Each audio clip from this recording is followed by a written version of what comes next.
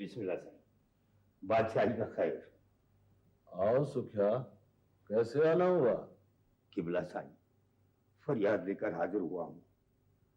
आपके सिवा हमारा कोई नहीं है। आप हमारे सिर के साईं हैं, हम आप पर कुर्बान। हमारा ताहत फरियाद कीजिए किबला साईं। क्या बात है सुखिया? किबला साईं, वो रात, आधी रात को वो लोग हमारे घर में घुस आए। मेरी जवान बेटी सोई हुई थी। वो तो आपकी दुआएं हमारे साथ थी, वरना हम 2 टके के नहीं रहते। माफ करना चाचा सुखिया, साईं को तुझ पे नाराजगी है। तुम्हारा बेटा सारंग जो कुछ कर रहा है ना, वो किसी ढका छुपा नहीं है। पहले समझा अपने छोरे को। किबला साईं, मैं आपका गुनाहगार, मैं आपका खतावार। सबने कहा था मत पढ़ा छोरे को। मैंने अपनी क़यामत खाली कर ली उसको पढ़ाकर। किबला साईं, आप उसे दुआ करें, अल्लाह साईं उसे हिदायत दे। किबला साईं, कुछ करें मेरे लिए। तुम जानते हो कौन लोग थे वो? नहीं साईं, उन्होंने मुंह छुपा रखे थे अपने।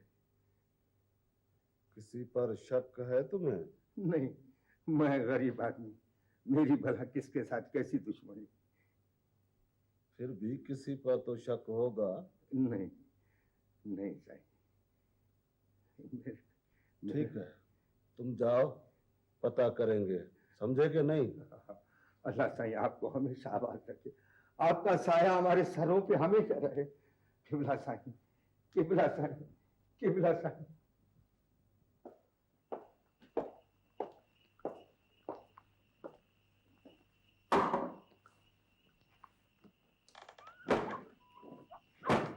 खाना ले। अगर आया हूं। एक बात पूछनी थी। क्या? चाची साराम बता रही थी कि रात को कुछ लोग बाबा के घर में दीवार कूद कर आए थे। कौन थे वो लोग? मुझे क्या मालूम, मैं कोई मौजूद था वहां पर। फिर तू क्या समझती है कि? ऐसा तो कोई मतलब नहीं था मेरा, मैं तो बस पूछ रही थी। चल पानी पिला। पता है मुझे, तू नहीं छोड़ेगा मुझे, चाहे वो मरे या जिए। पता नहीं क्या हुआ होगा। जब तू जानती है तो ऐसी बकवास करने की जरूरत क्या है? देख अमीना, कई बार तुझसे कहा है, नफरत है मुझे उन लोगों के नाम से, मत लिया कर उनका नाम मेरे सामने। फिर किन का नाम लूं? उनके नाम तो मेरी रग रग पर लिखे हुए हैं। कौन कौन सी रग काट कर फेंक दूं? तू क्या समझती है कि रात को जो कुछ हुआ उसमें मेरा हाथ था?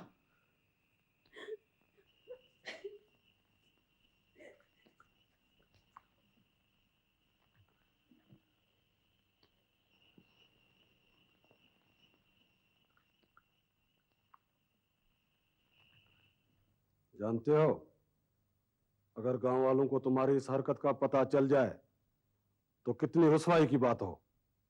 पर बाबा साईं, हम दोनों में से तो कोई वहां नहीं गया था। देखो, अपनी जवानी में हमने इससे भी खतरनाक काम किए हैं। मर्द की शान है ये, लेकिन अब जमाना बदल रहा है। मुरीदों की आंखों में भी गुस्ताखी का हल्का सा रंग भरा है। फिलहाल उनकी जबानें बोलने की ताकत नहीं रखती, लेकिन अभी उन्हें बोलने का मौका मत दो। जी बाबा साईं। जो चाहो करो,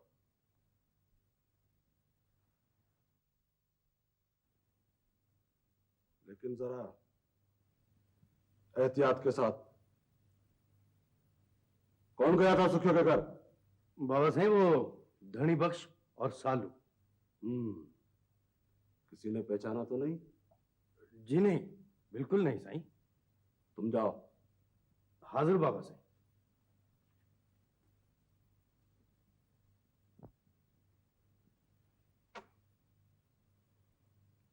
आइंदा एहतियात करना। जी बाबा।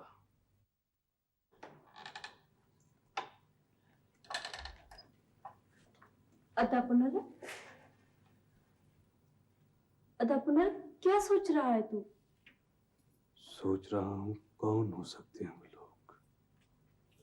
कौन अदा? वही जिनके जिस्मों में मैं इस कुल्हाड़ी को उतारना चाहता हूँ।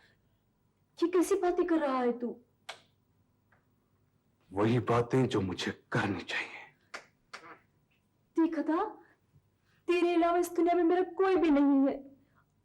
अब अगर तू कुछ कर बैठा तो अदा मैं तो बर्बाद हो जाऊंगी।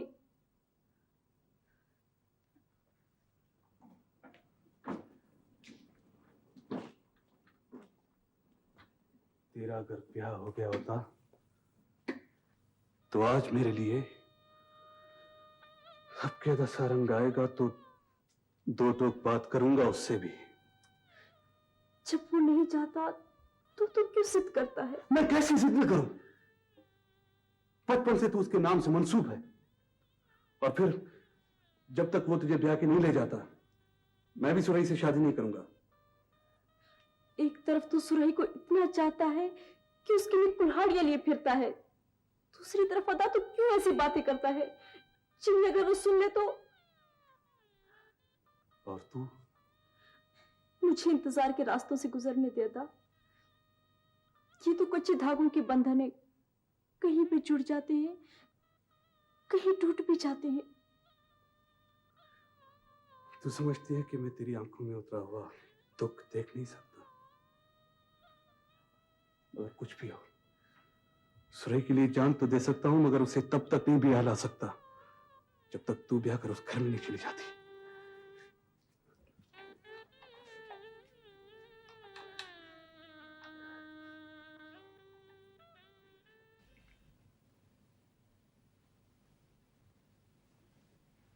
चलो बाबा जाओ।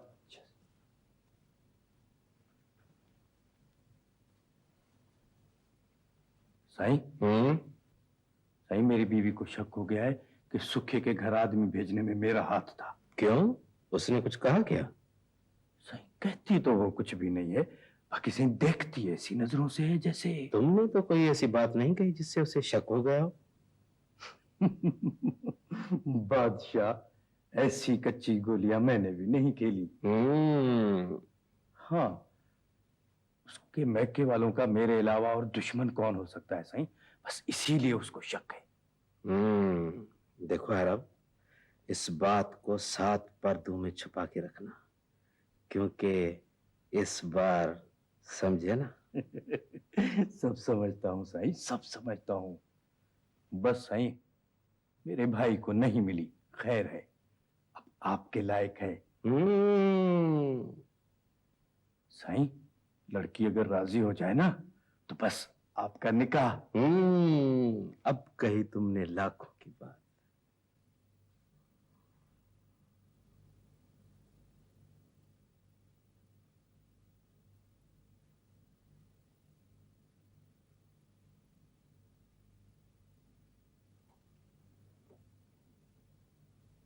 राबेल, क्या बात है बेटा? नींद नहीं आ रही? कुछ नहीं मालूम, सी नींद नहीं आ रही थी। मेरे वजूद का एक हिस्सा हो तुम, तुम्हारे चेहरे का एक एक रंग पहचानती हूँ मैं। मम्मा, आप चुप क्यों हैं? कुछ पूछती क्यों नहीं? कुछ तो कहिए ना मम्मा, प्लीज मुझे ऐसे मत आजमाइए।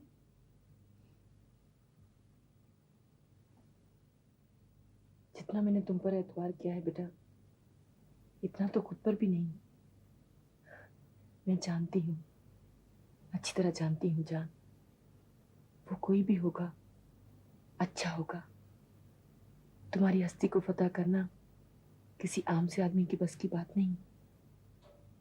मैं मुतमिन हूँ। शिकवा है तो बस इतना कि तुमने क्या सोचकर इतनी अहम बात मुझसे छुपाए रखी। नहीं मम्मा, आपसे कोई बात छुपाने की तो मैंने कभी सोचा भी नहीं। और एक बार हासिल किए बिना मैं चलो, यूं अपने आप को परेशान मत करो। तुम जो कहना चाहती हो वो मैं महसूस कर सकती हूँ, बिना तुम्हारे कहे, बिना तुम्हारे सुने। लेकिन मामा, आपने पूछा नहीं कौन है वो? फिर बात कर लेंगे इस मौजू पे। अब सोचा, सुबह यूनिवर्सिटी जाना है ना तुम्हें? ठीक है।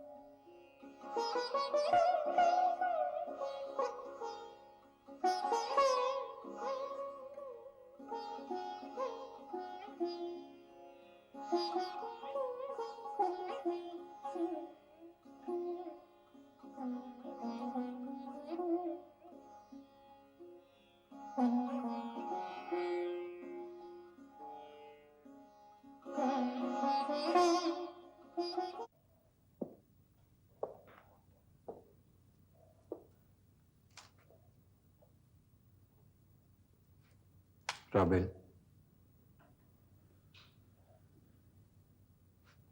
नाराज हो मुझसे?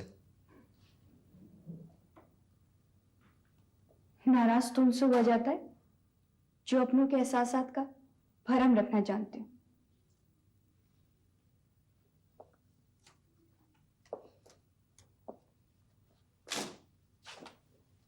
मैं जानता हूँ राबेल, जानता हूँ कि गुस्से में आकर मैंने गुस्से से बाहर तुम होते ही कब हो? मैं शर्मिंदा हूँ राबेल। शर्मिंदा तो तुम कभी नहीं हुए, जानते हो? जलते हुए अंगारों पर घसीट रहे हो हमें, फिर भी तुम शर्मिंदा नहीं हो। और अगर उस मामूली से जर्नलिस्ट के साथ देख के तुम्हें कोई ठेस पहुंची है, तो ये भी सुन लो, मैंने तुम्हारी तरह दीवारों के पीछे छुप के कोई फैसला नहीं किया। अगर मेरे सामने कोई चीज है तो मेरी अपनी जात का आईना है। मेरा ये मतलब हरगिज नहीं था राबेल।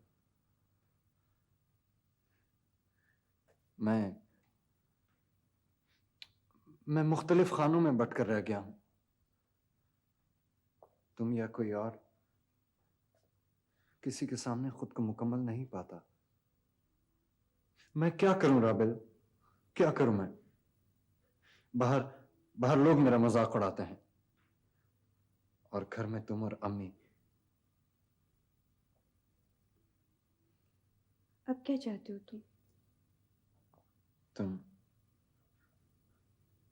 तुम नाराज हो तो यूं लगता है मुझे जैसे मैं किसी अजनबी सी जगह पर आ गया हूं, जहां ना कोई मुझे पहचानता है, न मेरे साथ राह और रस्म बढ़ाना चाहता है। तुम हमेशा इतने अपने अपने नहीं रह सकते हो सिकंदर। अजनबियत के तुम इतने आदी हो गए हो कि अपने अंदर की अपनाइयत को भी नहीं पहचान पा रहे।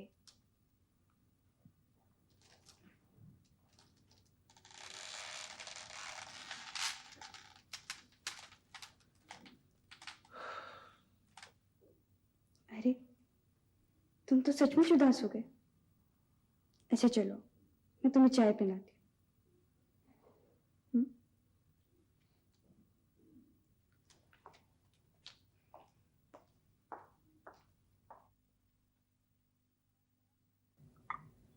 इसमें हैरान होने की कौन सी बात है?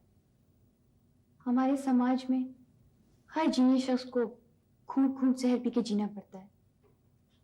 कदम कदम पे उसे कद से ऊंची दीवार मिलती है जिसका कोई दरवाजा नहीं होता। थक गया हूं मैं घूंट घूंट जहर पीते।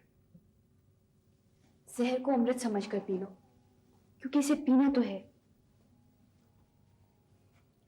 देखो साईं, तुम अपना नॉवेल मुकम्मल करो।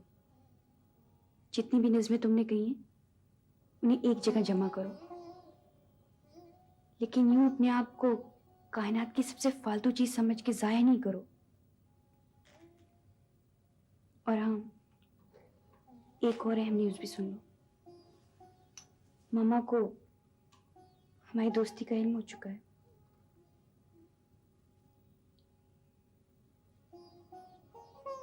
फिर मम्मा नाराज थी कि मैंने अब तक उनसे इतनी अहम बात छुपाए रखी। उनमें से क्या वजह बताती उन्हें? हम अभी तक किसी अहम फैसले तक भी तो नहीं पहुंचे। और जाहिर है मम्मा उठते ही शादी का मुतालबा करती। मैं तुम्हें कुछ बता नहीं रही हूं, लेकिन मम्मा बहुत सी बातें नहीं समझ पाएंगी। हाँ, फिर फिर कुछ नहीं। प्लीज सर, इन छोटी छोटी मुलाकातों को यूं उदासी की नजर ना करो। और नहीं तो कम से कम इन्हें खुशगवार यादें तो बनने दो।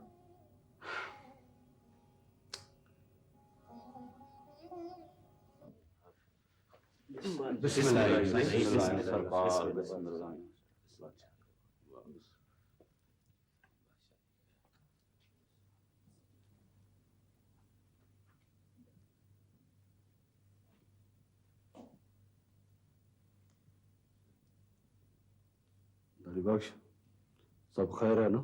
सब खैर है साईं, सब खैर है। ये लोग जंगल से आए हैं, इनको मीरल ने भेजा है साईं। खैर तो है। साईं, आपका साया हमारे सरों पर रहे तो सब खैर है साईं। कोई तुम्हें तंग तो नहीं करता? बस साईं, कभी कभी फायरिंग हो जाती है साईं। साईं, इनको असल में मीरल ने इसलिए भेजा है कि कोई नया ऑफिसर आया है, उसके लिए क्या हुक्म है? हाँ, सुना है कोई सरफिरा नौजवान है। मैं कल परसों तक उससे मिल लूंगा।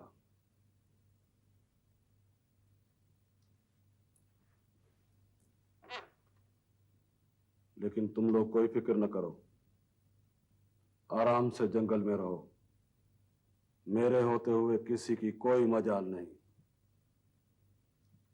और सब खैर है साईं। दाढ़ी बख्श, इन लोगों को खाना वाना खिला के रवाना कर दो। हाजिर साईं, हाजिर साईं।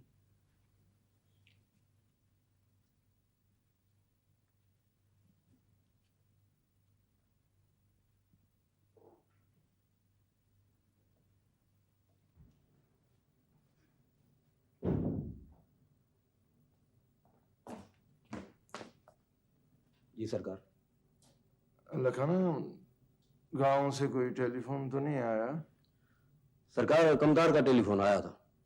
उसने बताया कि दो दल ने बड़े साईं के गांव में पनाह ले रखी है।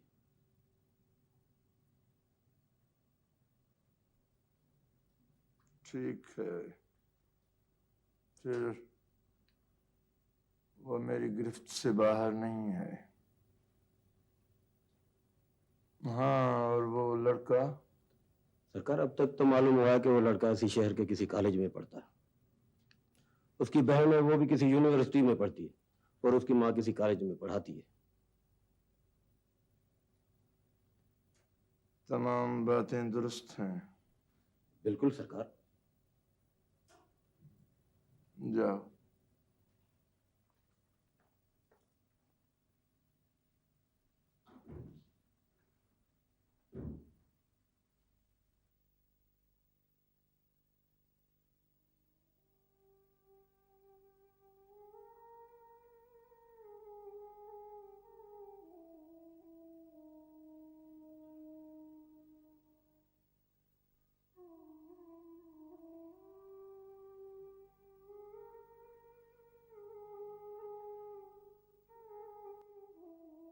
सोचता हूं पता नहीं वक्त और हालात के धारे में बहते हुए हम कितना एक साथ वक्त गुजार सके। लेकिन एक बात समझ लो माता कि जो लम्हा तुम मेरी आंखों से उछल रही ना, वो मेरी मौत का पहला लम्हा होगा। मत कहो ऐसा, मत कहो। मोहब्बत का एक लम्हा भी बहावल सदियों तक फैला हुआ वो अरसा है जिसे सिर्फ बहश्त की हवाएं छू सकती हैं। आज अभी अभी जो लम्हा हमारे हाथों से गुजर रहा है वो कल कई बरस गुजर जाने के बाद भी अपनी जगह जिंदा रहेगा, हमारी दिलों में, हमारी आंखों में। तुम्हारी यही बातें तो पागल कर देती हैं मुझे। जब से तुम मेरी जिंदगी में आई हो, चंबेली की खुशबू से महक उठाए मेरा वजूद। अक्सर रातों को चांद को मैंने अपनी आंखों में उतरते हुए देखा है। तुम्हारी कही हुई हर बात हवाओं में खुलकर हर लम्हा मेरे कानों में सरगोशी करती है। शायरी करने लगी हो? नहीं, सच कहूं मोहब्बत करने लगा हूं।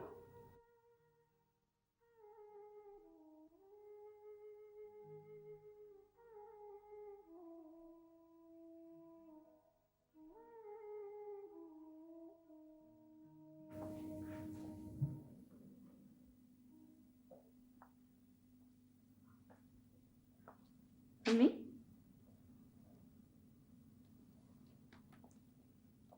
इतनी देर से आप यहाँ बैठी, क्या बात है? अपना आप ढूंढ रही थी जो तुम दोनों के बीच खो चुकी हूं। मैं जानती हूँ मम्मी क्या कहना चाहती हैं, लेकिन अम्मी आप नहीं राबिया, जो बात तुमने पिछले कई दिनों में न कही वो आज किसी खौफ, किसी दबाव के तहत मत बोलो। जब तुम्हारा दिल आमादा हो तब कहना। अच्छा, नहीं कहती, हालांकि मेरा दिल शिद्दत से चाह रहा है। अम्मी, हम दोनों का एक दूसरे के अलावा इस दुनिया में और कोई भी नहीं है। जब भी दिल भर आएगा आपके अलावा किससे कह सकूंगी? अच्छा आप अंदर चले, क्यों इतनी धूप में बैठी हैं?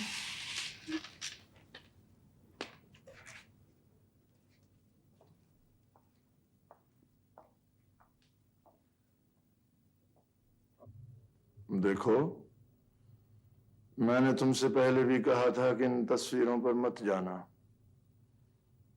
ऐसी बहुत सी तस्वीरें तुम्हें हम रईसों की मिल जाएंगी। लेकिन ये हकीकत है कि मेरी माँ की शादी सिर्फ वो होती है जो पूरी दुनिया के सामने एतराफ पा सके। ऐसी ढकी छुपी शादियां हम रईसों की रिवायात में शामिल हैं। कहो, क्या चाहते हो? जायदाद का हिस्सा? नहीं सही। फिर? मैं अपनी शनाख्त चाहता हूं, आपकी तरह अपने बाप दादा के हवाले से।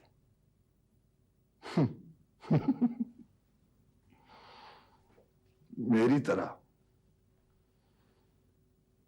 काफी होशियार मालूम होते हो। देखिए, मैं आपके साथ कोई फ्रॉड नहीं कर रहा, ना ही मैं आपको ब्लैकमेल कर रहा हूं। आप एक मर्तबा मुझे बाबा साईं से मिलवा देना। तुम क्या समझते हो? क्या समझते हो तुम? कोई भी शख्स आकर खुद को बावल खान का बेटा कह दे तो मैं उसे अपने साथ बिठाऊंगा? हाँ, मैं बिठाऊंगा? मैं जानता हूं कि बाबा साईं ने शहर में एक शादी जरूर की थी, मगर उससे भी उसे एक बेटी थी और उस औरत को तलाक दे दी थी उन्होंने। नहीं सही, तलाक नहीं दी थी, आपने गलत सुना होगा। तुमसे अच्छी तरह जानता हूं मैं कि क्या गलत है क्या नहीं? तुम्हें तो अपनी शनाख्त भी नहीं मालूम। तुम तो रास्ते के पत्थर हो और कुछ नहीं।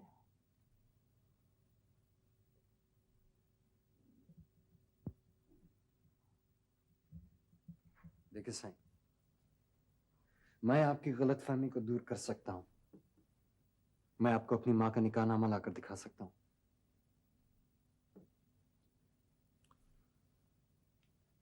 तो तुम हर सूरत में इस मामले को तय करना चाहते हो? मैं हर सूरत में अपनों तक पहुंचना चाहता हूं।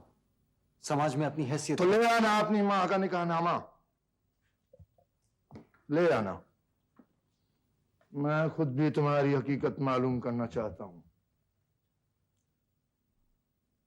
इससे ज्यादा कोई उम्मीद नहीं रखना मुझ में, सिवाय इसके कि रास्ते में पड़े हुए पत्थरों को पसंद नहीं करता मैं।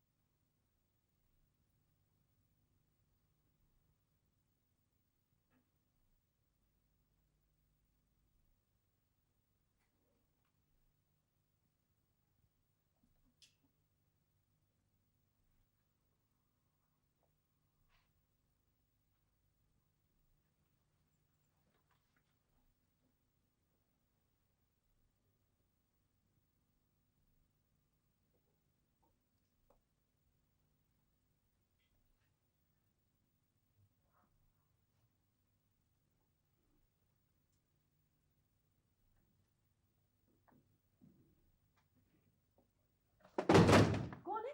राबेल, राबेल। क्या हुआ मम्मा? सिकंदर,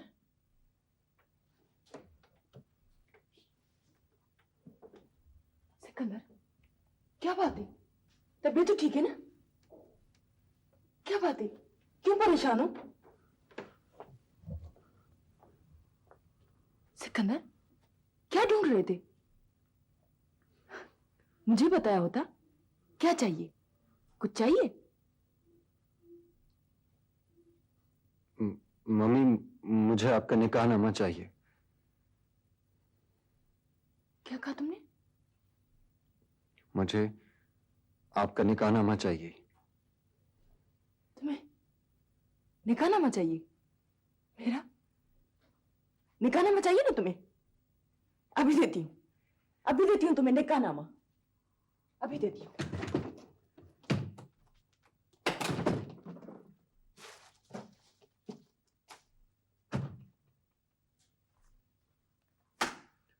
ये लो,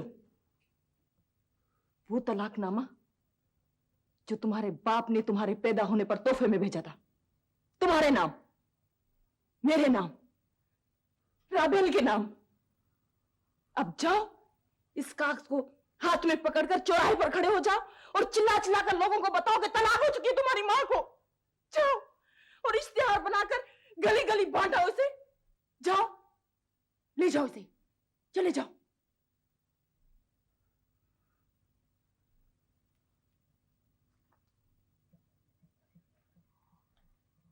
चले क्यों नहीं जाते?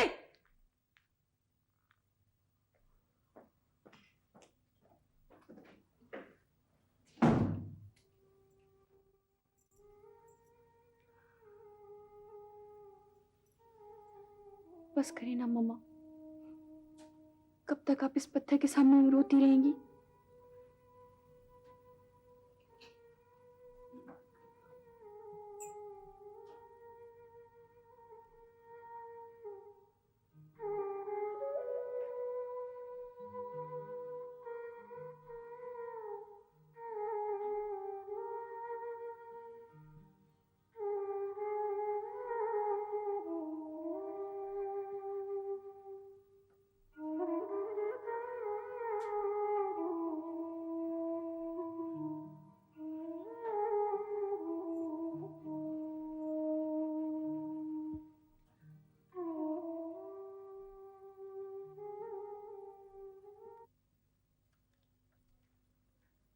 तो तुम ये साबित कर गए कि तुम बहावल खान के बेटे हो।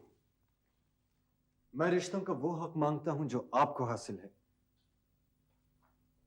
इन रिश्तों की बुनियाद जानते हो तुम? वो बराबरी जो तुम चाहो भी तो नहीं कर सकते। इन रिश्तों के अलावा और क्या चाहते हो तुम? क्या चाहते हो तुम? जो चाहो मांग लो, लेकिन उसके बाद फिर कभी इस दरवाजे पर लौट कर मत आना। देखें, आप एक बार मुझे बाबा साईं से मिलवा दें। क्या करोगे बाबा साईं से मिलकर? क्या करोगे? हाँ? एक ऐसे गवाह से जो न तुम्हें जानता है और न कोई गवाही दे सकता है। मुझे यकीन है कि वो मुझे कबूल कर लेंगे।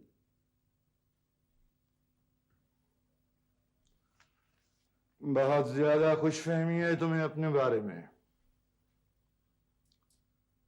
कहो, कितनी रकम जहन में रखकर आए हो? इस चीज की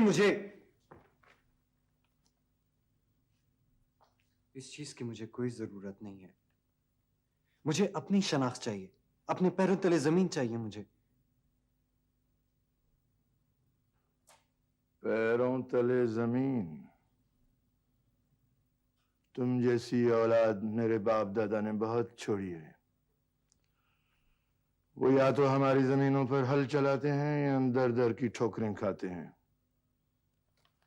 और एक बात गौर से सुनो, मेरी बंदूक और तुम्हारे बीच कोई चीज हायल है तो वह सिर्फ निजाम की दोस्ती है, और बस। अब तुम जा सकते हो। और हाँ, अपनी मां को कहना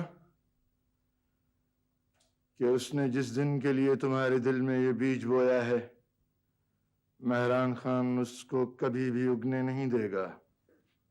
देखिए, आप मेरी मां को कुछ न कहें। जानता हूं तुम्हारी मां को, जानता हूं मैं तुम्हारी मां को। एक ऐसी औरत जिसको मेरे बाप ने तलाक दे दी। और अब तुम जा सकते हो।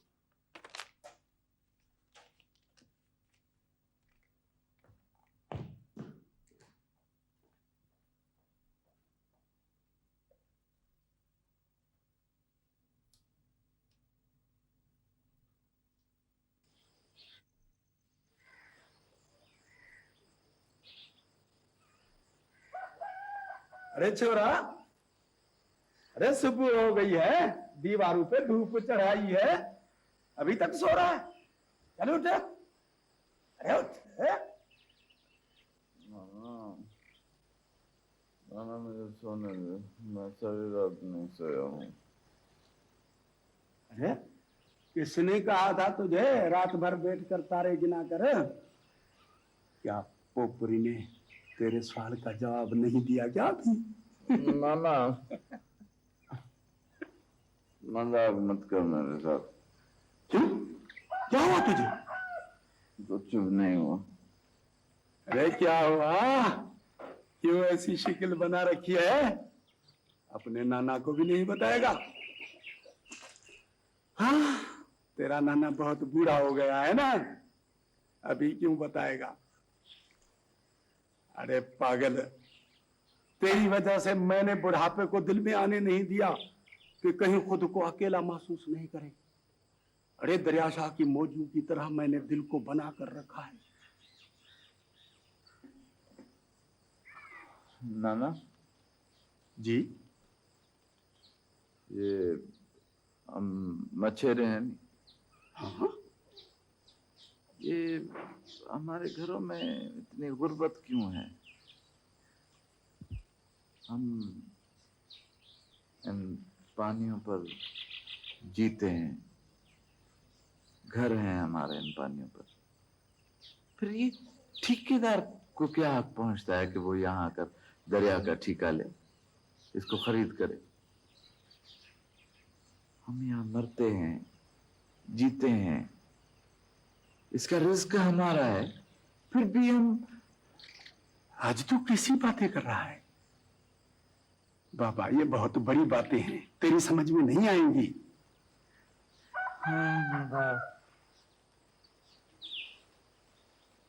ना मेरी समझ में सब कुछ आता है। अभी अपना चाचा डांडी है, पोपरी का बाप, कल उसके घर में खाने के लिए आटा ही नहीं था। पुत्र, मच्छरों की जिंदगी होती ही दरियाशाह की तरह है। कभी दरियाशाह की मौजें किनारों से ऊपर उठाती हैं और कभी सूख के रेतीली जमीन बन जाता है। ये मौसमों का खेल है सारा। तू किस किस मौसम को रोएगा? अरे बड़े दिल वाला मछेरा बन। जितना दरियाशाह गहरा है, इतना दिल को गहरा बना। अरे मैं तेरे रिश्ते की बात करने जाऊंगा, तेरे लिए पोपरी मांगने जाऊंगा।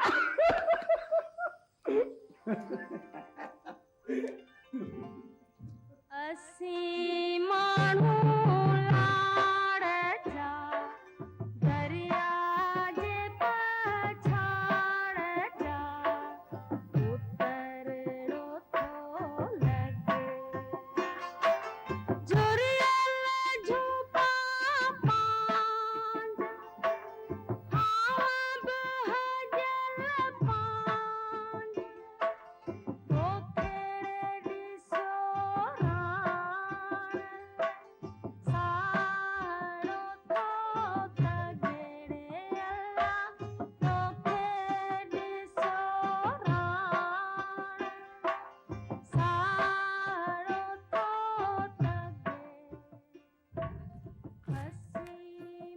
अरे कहाँ गया था छोड़ा? इधर ही था ना। ये क्या है? कुछ नहीं, क्या है? अरे क्या है? मैं देखो क्या है ना? अरे मैं देखो ना, ना।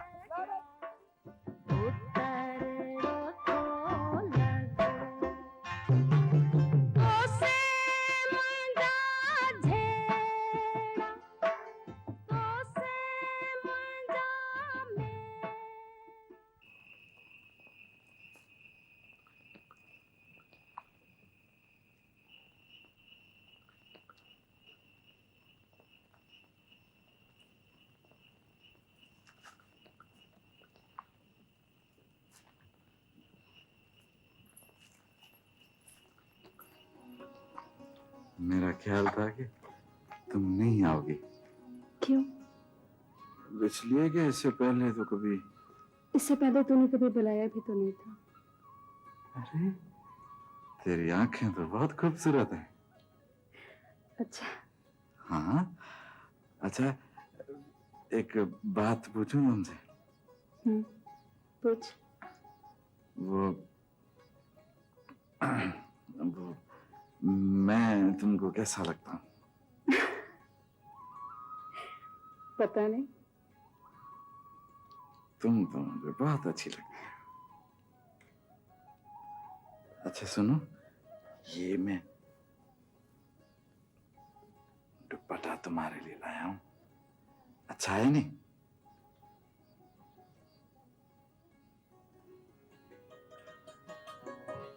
अच्छा एक बात सुनो, वो अब कल नहीं मेरा नाना तुम्हारे बाबा के पास रिश्ते की बात करने आएगा।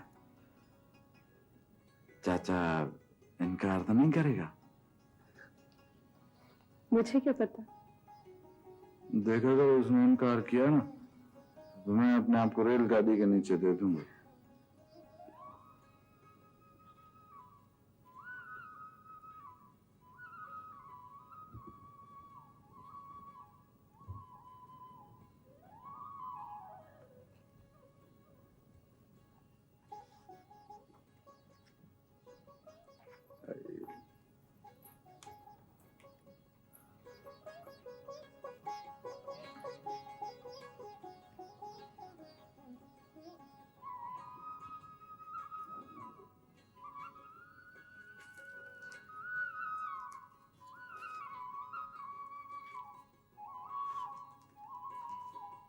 बस अदा माँ जी, जवानी तो तेज तूफानी हवा की तरह है।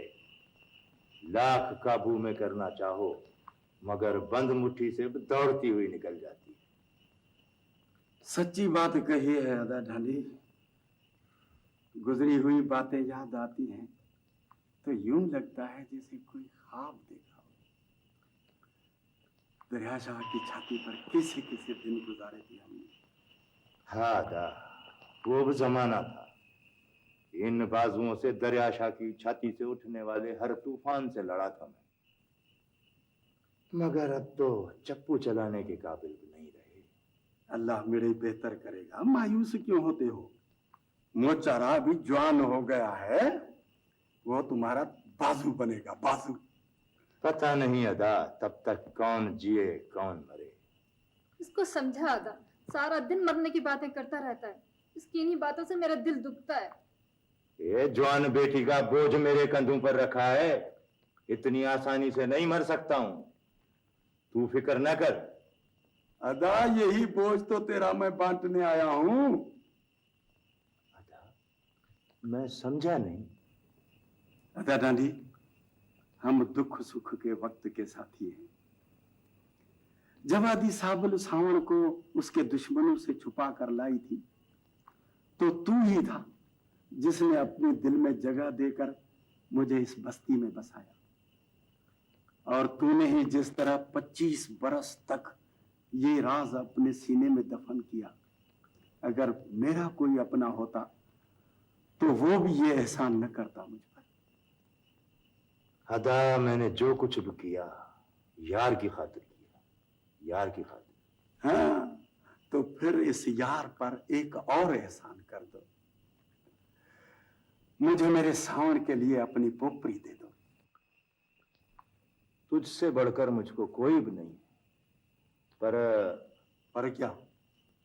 पर सावण जिनकी औलाद है, अगर उनकी वजह से कोई तूफान उठ खड़ा हुआ तो मैं गरीब मछेरा हूं। दरिया शाह के तूफानों से तो लड़ सकता हूं, मगर उन बड़े लोगों के उठाए हुए तूफान में तिनके की तरह बह जाऊंगा। बस करो अदा डांडी, 25 बरस हो गए, अब क्या तूफान उठेगा? नहीं अदा, मैंने दुनिया देखी है। इसका बाप भी तो इसकी माँ को। नहीं नहीं नहीं, ऐसा नहीं है। तुझ पर मेरी जान भी कुर्बान है अदा। अपने सावण के लिए मुझसे पोपरी न मांग। पता नहीं कब सावण के पीछे छुपा हुआ तूफान मेरी पोपरी को भी बहा के ले जाए।